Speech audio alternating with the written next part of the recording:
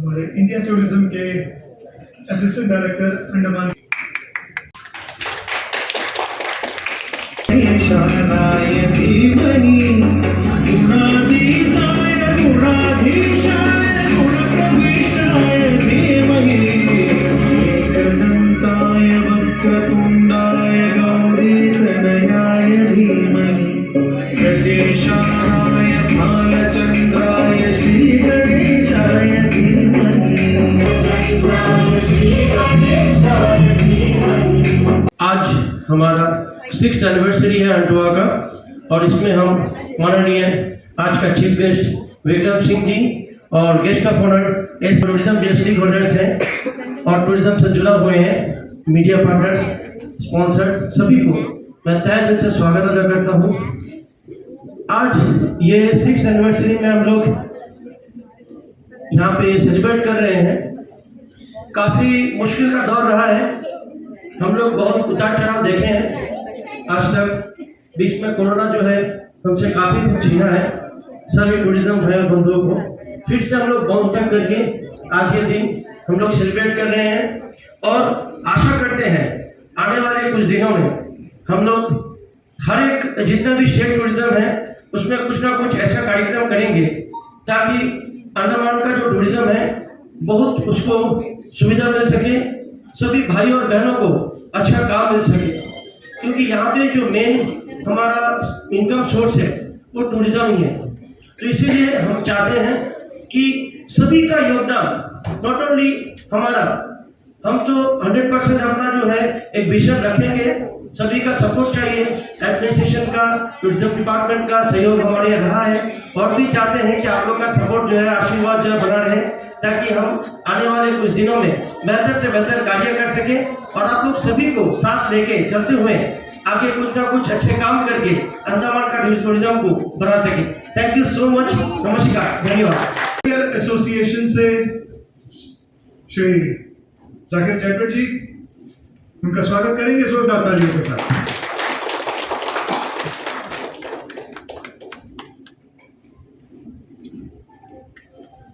Shawl पहनाकर, फूल पेश करके और मोमेंटो देकर हम सम्मान कर रहे हैं। हमारे होटेलियर एसोसिएशन से रिप्रेजेंट कर रहे हैं श्री जाकिर जयपुर जी। ऑटो के हमारे कोई साथी अगर हो तो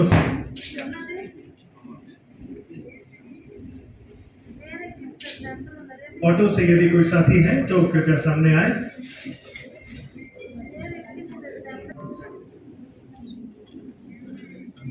आगे बढ़ते हैं। जो भी हमारे साथ बाद में जुड़ेंगे उनका फेलिसिटेशन जरूर किया जाएगा। फूल पेश करके और एक मोमेंट देकर जोरदार तालियों से अभिनंदन कीजिएगा।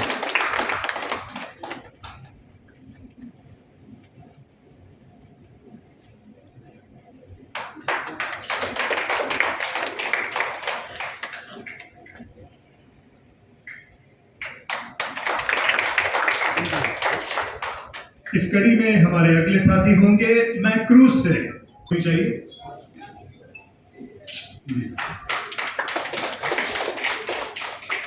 शॉल पहना रहे हैं हमारे रामाकृष्ण जी।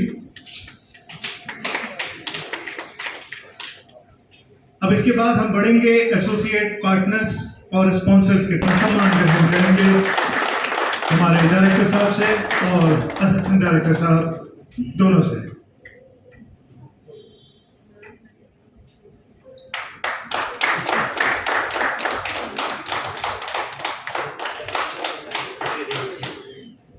इसके बाद पारिवाल साहब कैसल से बहुत ही सीनियर मैनेजर जॉर्जिना जी हमारे साथ जुड़ गए हैं।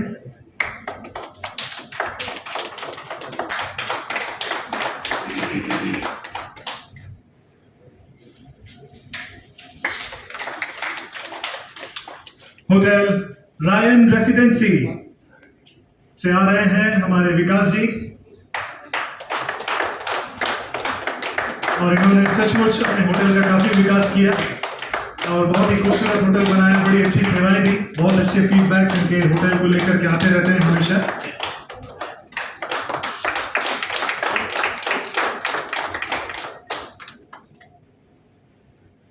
तो कृपया जोरदार तालियों से इनका स्वागत अभिनंदन कीजिएगा।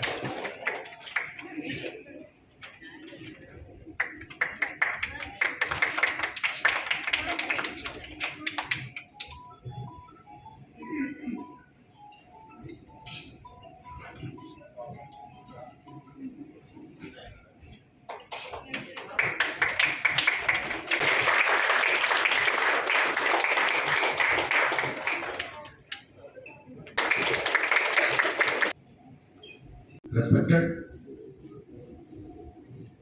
Sri Vikram Singh Ji, Danish, Director Agriculture, Fisheries. In presence, respected Assistant Director, India Tourism, Sri Ramakrishna Sir. आज सभी जितने भी हमारे स्टेक होल्डर इन्वाइटीज और हमारे जो स्पॉन्सर्स, जो एसोसिएट पार्टनर्स और जितने भी हमारे जो मीडिया कर्मी, प्रेस मीडिया और सोशल मीडिया और जितने भी हमारे जो एसोसिएशन के इस कार्यक्रम में आप सभी लोग ने आकर इसको शान बढ़ाया।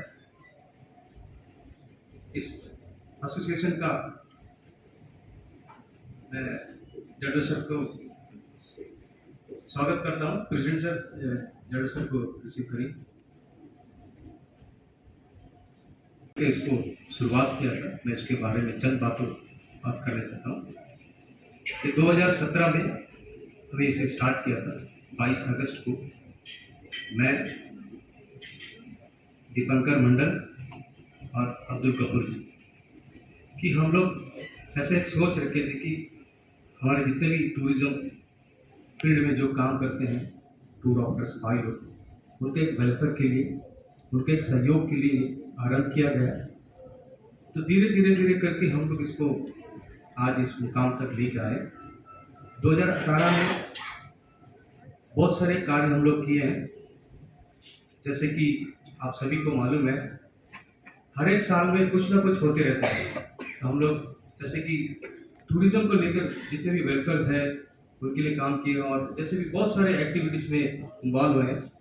आप सभी को याद होगा हम लोग 2018 में होटल नॉर्थ रिप में फायर इंसिडेंट्स हुआ था, जो उसमें हमारा एसोसिएशन के मेंबर ने रेस्क्यू के लिए वहाँ पर जीपी बन जाकर बहुत सारे काम किए। उसमें हमारे कुछ मेंबर अभी नहीं है, स्वर्गीय हो गया।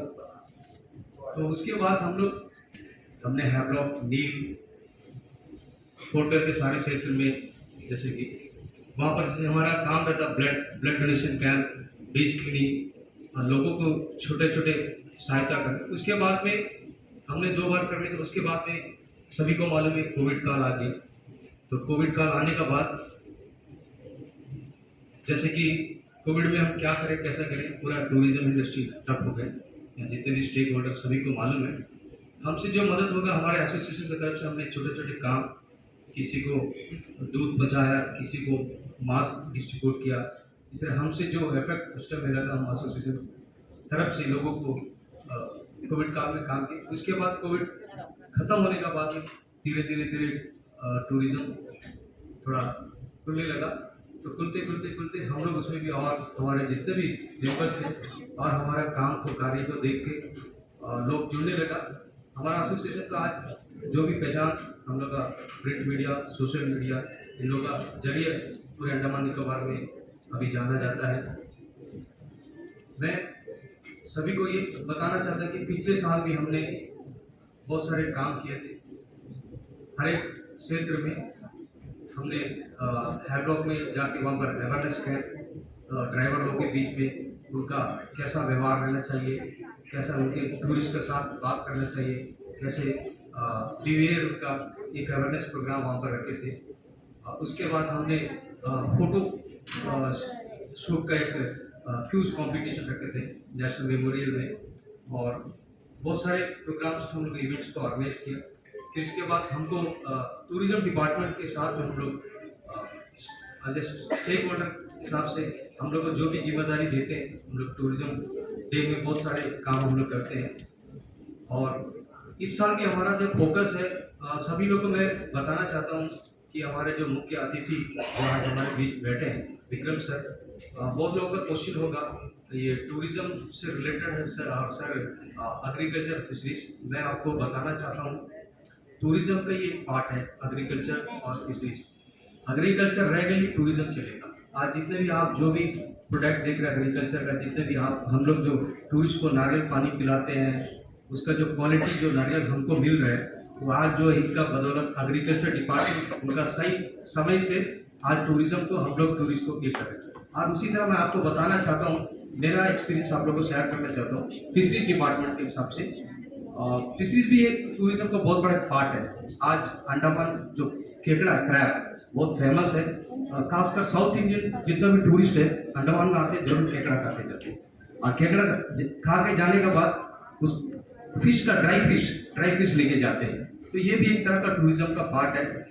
और हमने सर को इसलिए बुलाया कि हम इस साल का एक थीम रखे हैं, हम ज़्यादा रूरल टूरिज्म और एग्रो टूरिज्म पर हम ध्यान दे रहे हैं।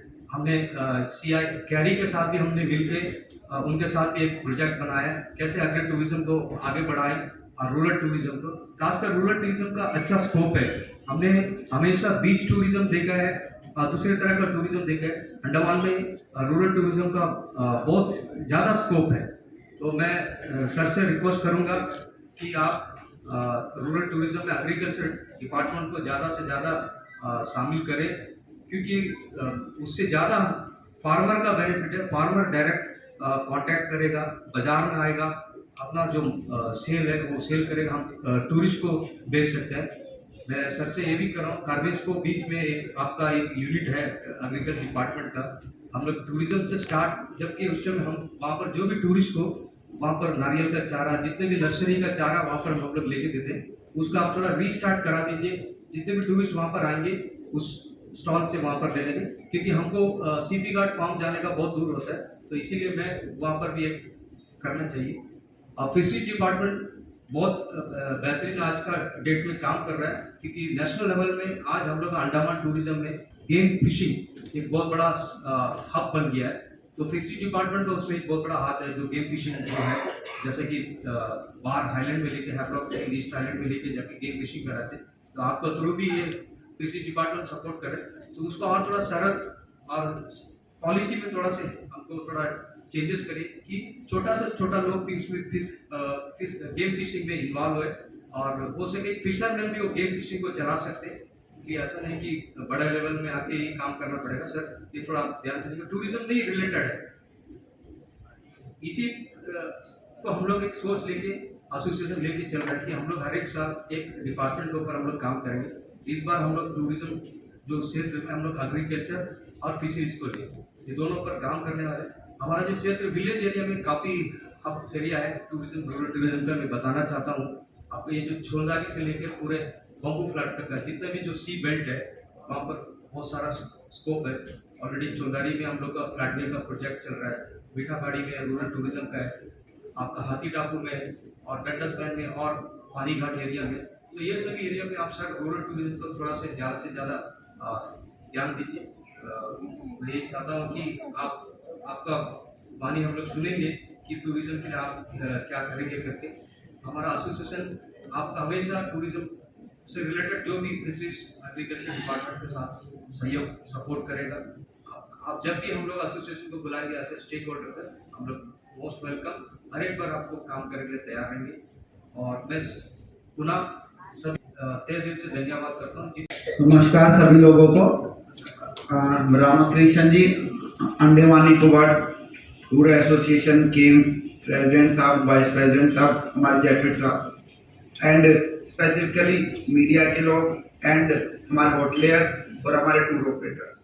फ्रेंड्स, सीधा मुद्दे पर बोलते हुए सबसे पहले अंकित जी आए और सिमसन जी जब आए हमारे पास ये पूछने के लिए कि क्या मैं प्लीज आइए सर मेरा यहाँ पर आने का सिर्फ दो ही मकसद है। वो दो मकसद क्या है? फर्स्टली तो हम लोग एग्रीकल्चर और फिशरीज में सिंस मेरे को ये काम असाइंड है, इसलिए we have been doing many multiple things in the field of fisheries and agriculture that I want to portray to you. Firstly तो ये, सेकेंडली और दूसरा कारण मेरा बड़ा ही अच्छा दोस्त पुराग का डायरेक्टर टूरिज्म, वो आज ड्यूटी कम टूर पर दिल्ली गया हुआ है, तो इसलिए उसने भी मुझे कहा कि एक बहुत बड़ा फंक्शन है तो विक्रम तुम जाके अटेंड कर। सर फ्रेंड्स, स्टार्टिंग अगर मैं ये टूर ऑपरेटर्स के साथ करूं तो जिस तरह से बॉडी के अंदर वेन्स और हमारी आर्टरीज रहती हैं, वैसे ही टूर ऑपरेटर्स और ये गाड़ी वाले operators, you are being the veins and arteries of this Andaman Nicobar tourism. For that,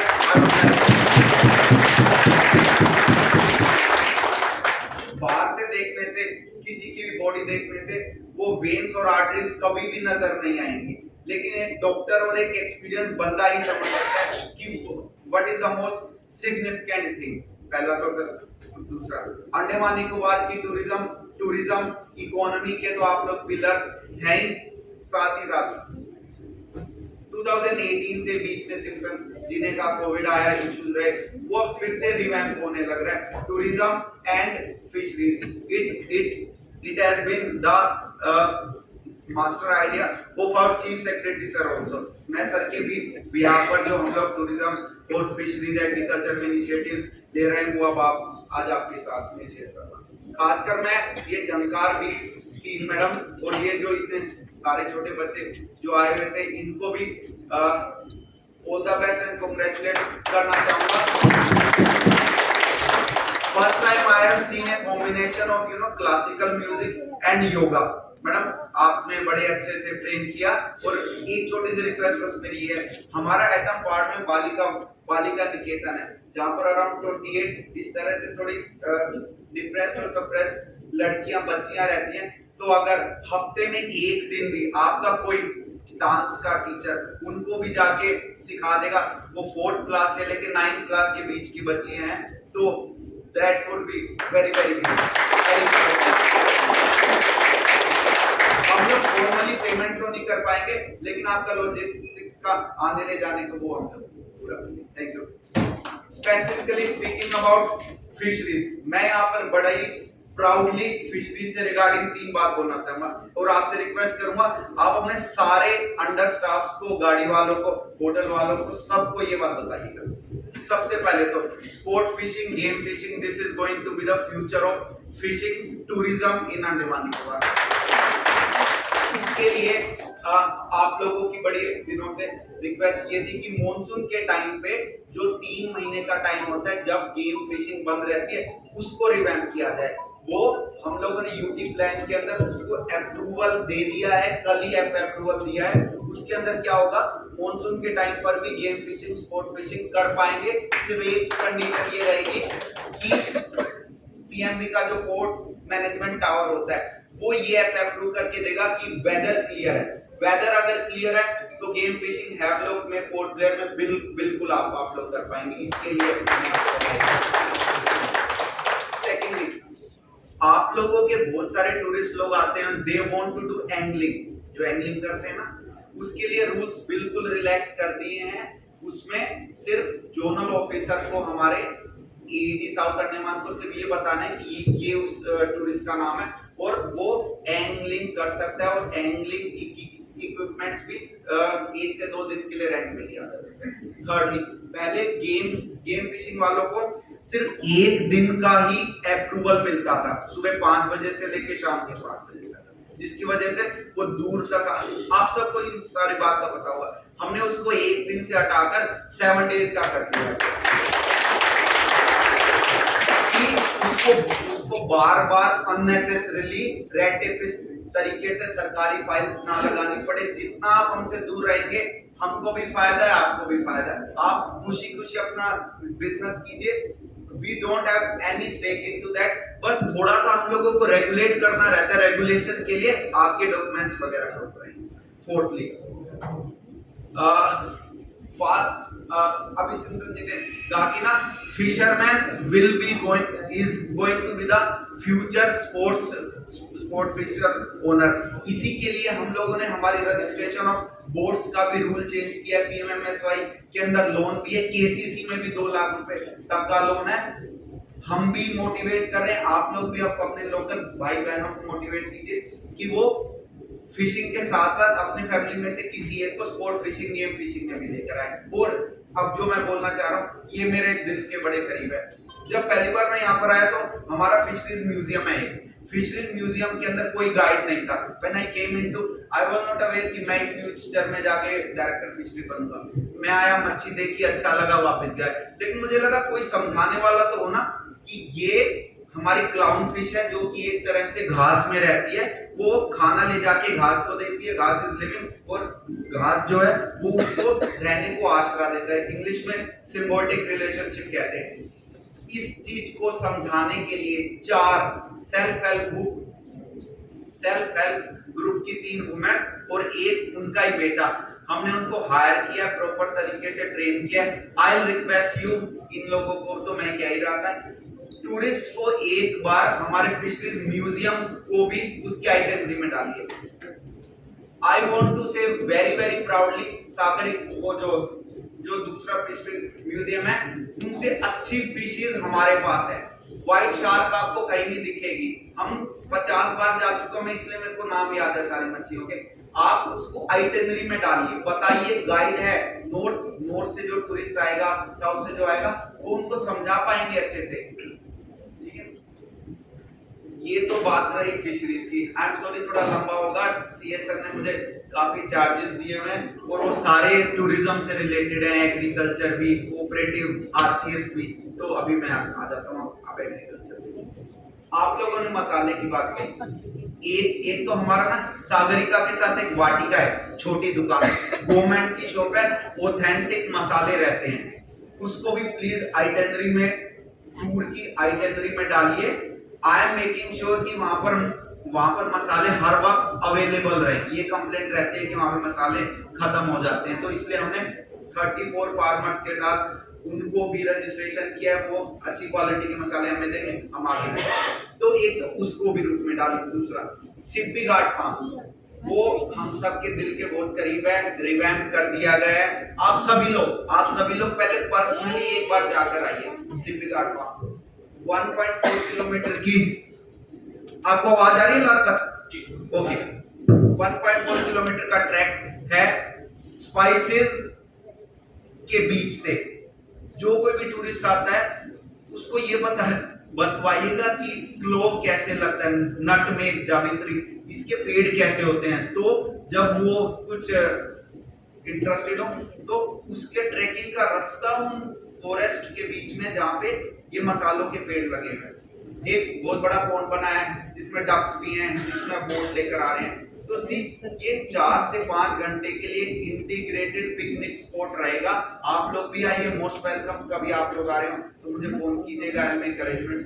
और थर्डली, अगर कोई आपका पर्सनल गेस्ट हो, कोई वीआईपी गेस्ट हो, उसको सिप्पी गार्ड की ये भी कह के लेकर जाइएगा कि किंग कोकोनट वहां पर मिलेगा, और वो भी सिर्फ 12 रुपए में। बाहर मिलता है 40 रुपए का, हम लोग उसको बेचते हैं 12 रुपए में। किंग कोकोनट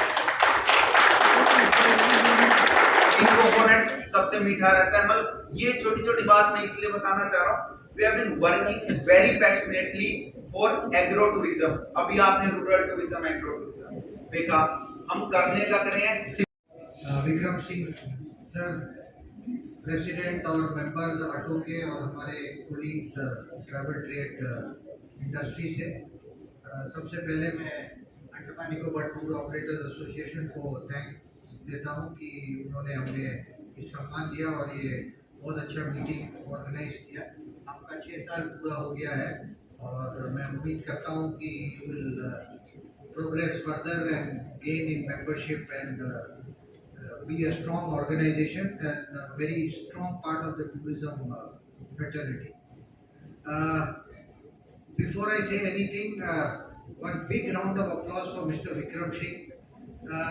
जो पैशन से उन्होंने आज स्पीच किया है, लगता है एकदम दिल से काम कर रहे हैं।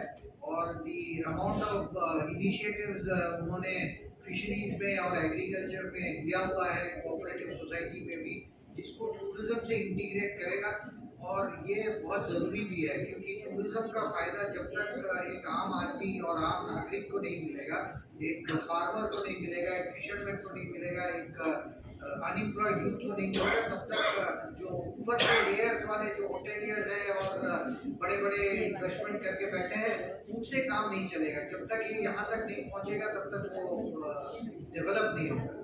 The initiatives taken by Mr. Vikram Singh for fisheries very laudable, जो ये बहुत दिन से ये डिमांड है।